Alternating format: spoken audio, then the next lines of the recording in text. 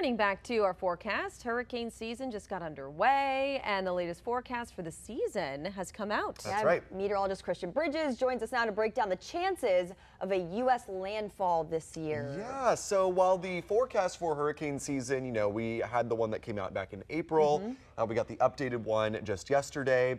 No major changes to that, but what I found interesting was in the breakdown of all the statistics, we have the chances of seeing a landfall on the U.S. coastline, which is kind of interesting. So if we'll take a look at our forecast here. This is from Colorado State University. They always are releasing a hurricane season forecast. They issued one back in April. They've now issued their June update, and no changes, or no major changes at least, from that June forecast. Still expecting an above average season with 17 named storms forecast. That's above the normal of 14. Forecasting 9 hurricanes above the normal of 7, and forecasting 4 major hurricanes, which is category 3 or higher, of course, above the normal of 3. So that's really no change to what we saw with the April outlook for the hurricane season. But what I found was interesting was the chances of seeing a major hurricane landfall on the U.S. coast. So for the entire U.S. coastline, so the East Coast, Florida, the Gulf Coast, there is a 51% chance that we see a major hurricane landfall. Notice the normal is 43%, so well above that. For the East Coast, it's 26%, which is above the normal of 21%. And for the Gulf Coast, it's 33%, above the normal of 27%. So above normal odds, especially with this above average hurricane season forecast. The chances of getting a major hurricane hitting the U.S.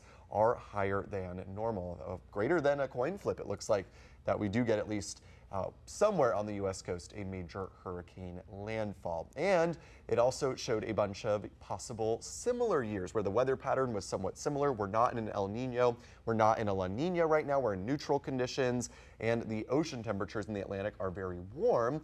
So years that have those similar conditions are 1996, 1999, 2008, 2011, and 2021.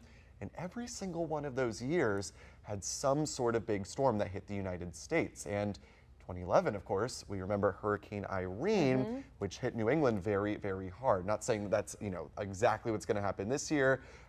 All these other years did not have major New England storms, but still, it's just something to consider, and kind of interesting that, maybe this year ends up similar to one of these years. Hopefully not 2011. We don't need another, Irene up here, but just kind of interesting to see all of the different, possible scenarios. Sure. So our summary here of everything that you need to know about the hurricane season. We've got the above average season looking likely, above normal ocean temperatures, and no El Nino or La Nina.